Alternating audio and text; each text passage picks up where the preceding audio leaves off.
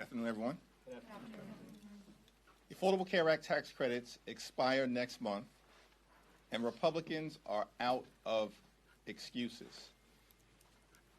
Because of the Republican refusal to extend the Affordable Care Act tax credits, tens of millions of Americans are about to experience dramatically increased premiums, co-pays, and deductibles. In some cases, everyday Americans are going to experience their premiums increasing by $1,000 or $2,000 per month. These are working class and middle class Americans. Those increases will be unaffordable. Everyday Americans will be unable to go see a doctor when they need one. And yet Republicans continue to bury their heads in the sand and are unwilling to address the affordability crisis that is crushing the American people. This from a group of folks, these extremist Republicans, who spent all of last year lying to the American people, saying to everyday Americans that they were going to lower costs on day one. But we know under Donald Trump and complete Republican control of the House and the Senate, costs haven't gone down in America. Costs have gone up. Housing costs, out of control. Grocery costs, out of control. Electricity bills, out of control. And now health care premiums, skyrocketing, out of control because of Republican inaction and an unwillingness to do anything to make life better for the American people. The Trump tariffs have been a complete disaster. As we approach Thanksgiving and the holiday season, food costs are skyrocketing through the roof, and everyday Americans are experiencing thousands of dollars in additional expense. The economic policies of Donald Trump and the Republican Party have been a complete and total failure. That's why they were routed across the country, thoroughly destroyed by the electorate in state after state after state, because they've done nothing to make life more affordable for everyday Americans, and they've done everything to make life more expensive. Questions? Thank you, Mr. Leader. Earlier today, President Trump posted on Truth Social with regard, I'm trying to pull it up, with regard to the Indiana Republicans not redistricting their map, that Democrats are trying to steal seats everywhere, and we're not going to let that happen. I want to get your response to that. I also want to get your response to him saying we must keep the majority at all costs. How do you interpret that message, and do you believe that Democrats should fight back against that effort at all costs, or what lines are there for Democrats responding to this effort of Donald Trump pressing Indiana Republicans and other Republican state legislators to redraw their maps to kind of steal seats, as you've characterized it, from Democrats in 2026? Yeah, we've made clear from the very beginning that as Democrats, we are not going to let Donald Trump and Republicans gerrymander congressional maps all across the country as part of their effort to rig the midterm elections. Why has Donald Trump launched this extraordinary and unprecedented effort to gerrymander congressional maps throughout the country? They're the ones that claim heading into this year they had this big, broad, beautiful mandate. Where is it? It was nowhere to be found on Election Day. Destroyed in Virginia, in New Jersey, in New York, in Pennsylvania, in Georgia, in Mississippi, in California with Prop 50, up and down the ballot and all across the country. The reason why Donald Trump is in full panic mode is because he knows the majority in the House of Representatives is gone. And he's doing everything he can to try to cheat his way to an artificial victory. By the way, this same group of people, this is the lesson that they learned. We came into this year and everyone was talking about how the Democratic Party was dead. Really? As far as I can tell, in the House, the only reason why Republicans have their narrow majority right now is because they stole 3 seats from the people of North Carolina in mid-decade redistricting last year. That's the lesson that they've learned. Because their policies are unpopular, the outcomes are unpopular, they've delivered nothing for the American people. These folks have been a complete and total disaster. And Democrats are the ones leaning in to making life better for the American people, to driving down the high cost of living, to confronting the Republican health care crisis and cleaning up corruption so we actually can deliver a government that makes life better for the American people. So Donald Trump is in full and complete panic mode right now. And so he's lashing out at the people of Indiana, apparently, and beyond. Because these extremists didn't think that Democrats were going to forcefully respond. But I said it from this podium months ago when people were trying to suggest that Democrats did not have the capacity to deal with this issue. Guess what? We did. And now we've seen action in California. We're going to see action in other states like Virginia and Maryland and Illinois. We've seen action in Utah. We see a lawsuit in New York. We're going to continue to forcefully and creatively respond. It's not even clear that Republicans are going to net a single seat when this is all said and done. As a matter of fact, it might even be the opposite. And it will serve them well. They started this, we're finishing it. Leader. Mr. Leader, two questions. One on health care. The president said over the weekend that he's had some conversations with Democrats about some type of direct payment plan, giving money back to people. Have you had any conversations with the president, or are you aware if he's had any conversations with members? And then secondly, on Epstein, the president also just said a short time ago that he might be willing to sign this measure if it clears both chambers. If that is the case, are you comfortable with whatever information is in the Epstein files if it involves or potentially implicates Democrats? Donald Trump appears to have chickened out on the Epstein scandal. He's caved. It's a complete and total surrender. Because as Democrats, we made clear from the very beginning, the survivors and the American people deserve full and complete transparency as it relates to the lives that were ruined by Jeffrey Epstein, who was a monster, and all of those folks who were dealing with him. The wealthy and the well-off.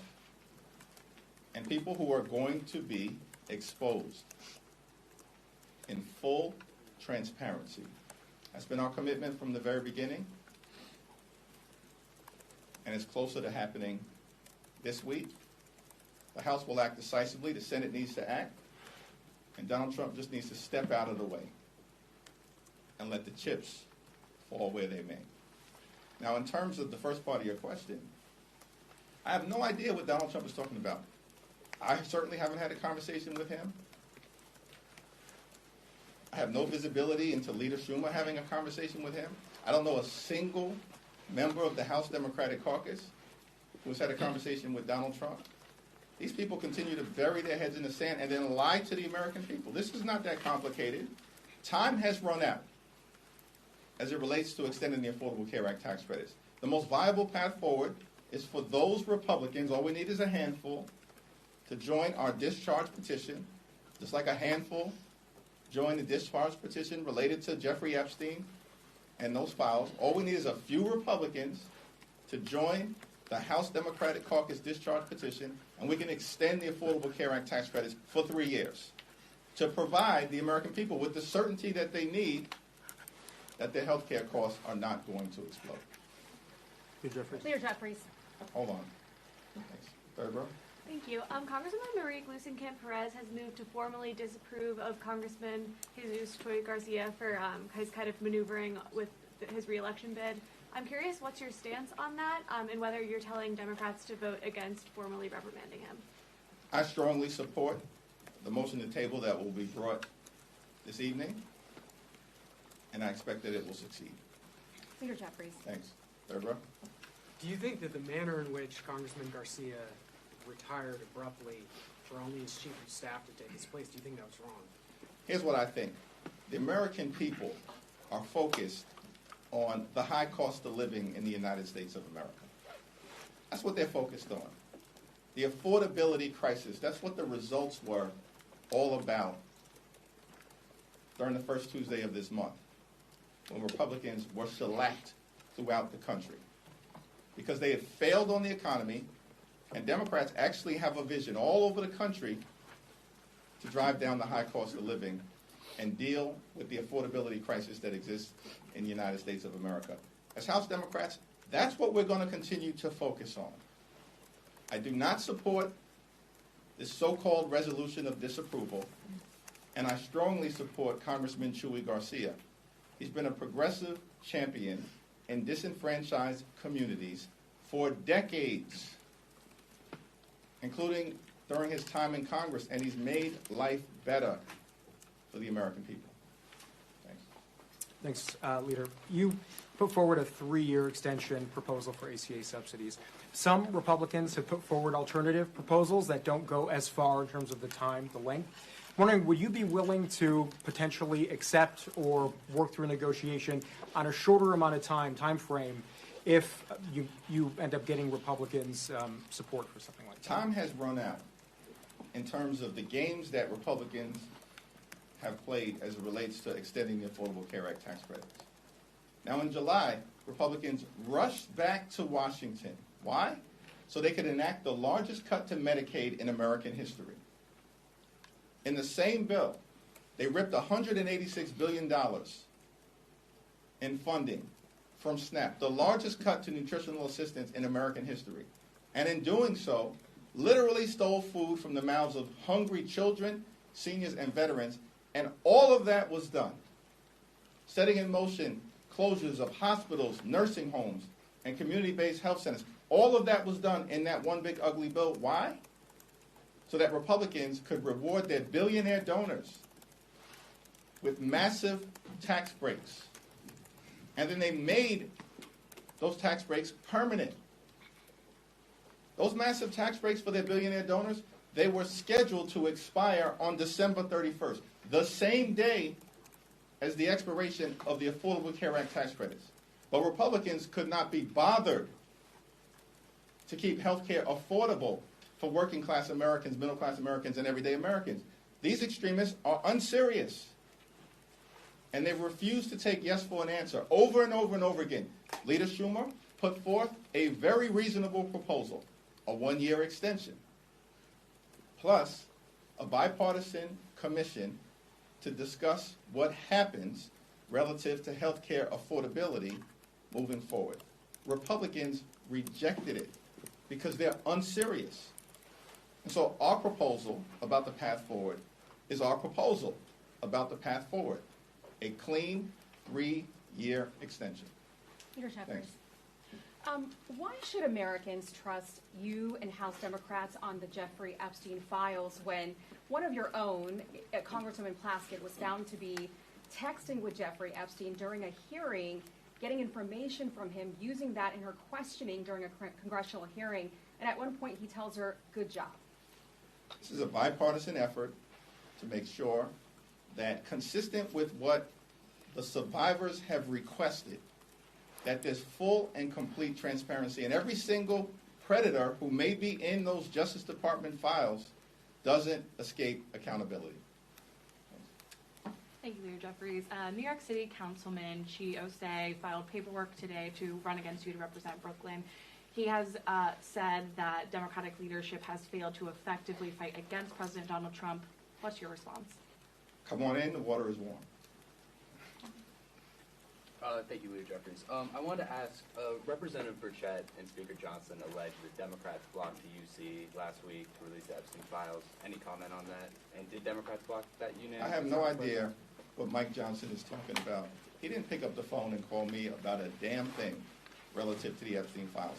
This guy has been blocking the release of the Epstein files for 7 or 8 weeks. The House has literally been out of session. Republicans have been on a taxpayer-funded vacation for 7+ weeks, refused to swear in Representative Adelita Grijalva. Why did they do that? Because they knew she would trigger an up or down vote on the release of the Epstein files, as she has now done. And we're supposed to believe Mike Johnson's crying wolf now, saying all along it was Republicans who wanted to release the Epstein files? Give me a break. It's not serious. These people are not serious. And we shouldn't tolerate the fact that they continue to lie to the American people on all of the things, on all of the issues. Their lies is what has gotten them in trouble. It's the reason why Republicans were beaten like a piñata on Election Day across America. And why Republicans are going to lose control of the House of Representatives next year, as I predicted earlier this year. Thanks. Thank you, Leader Jeffries. So there's been some backlash over the shutdown ending, people calling Democrats cowardly or spineless. So I wanted to ask, ahead of midterms, what's next for the party from here? Who has suggested that? And who have they said that about? There's been a lot of... I'm just asking for the sources. I can't answer a question unless you actually give me the sources so I understand the context of what you're talking about. Was that directed at House Democrats? It's directed at House Democrats, Senate Democrats, Democrats in office. There's just a lot of online murmurings on TikTok, X, everywhere. Online murmurings on TikTok and X aren't anything that I can respond to. What I can respond to is the fact that Democrats in the House, partnering with Democrats in the Senate, have waged a courageous battle on behalf of the health care of the American people, fighting to protect Medicare, Medicaid, the Affordable Care Act, our hospitals, our nursing homes, our community-based health centers, and the fact that it's Democrats who believe in this great country of ours that access to high-quality and affordable health care cannot simply be a privilege that is available only to the wealthy, the well-off, and the well-connected. Health care has to be a right that's available to every single American. And the American people know that we're on their side in the context of that health care fight. And by the way, Democrats have been winning elections despite all of the exaggerated news of our demise since January of this year with the special election in Iowa. That was in January in a district that Donald Trump had just won by 21 points. And then we won a special election in New York by 30 points. In February, a special election in Pennsylvania. And then we won a special election in Wisconsin, a state that Donald Trump had just won. That was in April. And we won it by 11 points. In Wisconsin, a swing state. That never happens. In April, and then in May, we won a special election in Omaha, defeated a 3-term Republican incumbent, elected the first African-American ever to be the mayor of the all-American city of Omaha. On and on and on. Since January, what do you not get about what's happening in America? And the fact that the American people have rejected Republican extremism, and over and over and over again, time and time again, through the most recent election, embracing Democratic candidates, the Democratic platform, and the Democratic Party. Thanks. Sorry, Kevin? I did not. Obviously, there's no commitment at this point for any sort of action on this Epstein bill over on the Senate side. If it gets a veto-proof majority, if we're talking 100-some-odd Republicans and they don't take it up over there, what does that tell you? What is your reaction? Well, I think it's going to be important for Senate Republicans to follow the lead of what is going to be a strongly bipartisan vote in the House, obviously led by Representative Massey and by Rowe. And I'm thankful for the leadership of both of them. But it's going to be strongly bipartisan in the House, and it probably will be a veto-proof number, certainly given the fact that Donald Trump has just caved once again, spectacularly and publicly, and now wants to pretend, lie to the American people, that Donald Trump all along has been interested in the Epstein files released. Really? Literally, just a few days ago, you summoned Lauren Boebert to the Situation Room to try to continue the Jeffrey Epstein cover-up. Think about this. This is where we're at in America. John F. Kennedy, who created the Situation Room and was in the Situation Room in 1963 during the Cuban Missile Crisis. Bill Clinton, in the Situation Room, dealing with the tragedy of the Oklahoma City bombing in 1995. President Barack Obama, in the Situation Room in 2011, during the successful raid on Osama bin Laden in Pakistan. But in 2025, this is what it's come to in America. Donald Trump is using the Situation Room to advance the cover-up of the Jeffrey Epstein files. This is why Republicans are being rejected all across the country. These are both unserious and dangerous people at the same time. Thanks. Saudi Prince Mohammed bin Salman is meeting with the president tomorrow, and there's talk of him coming to the Hill.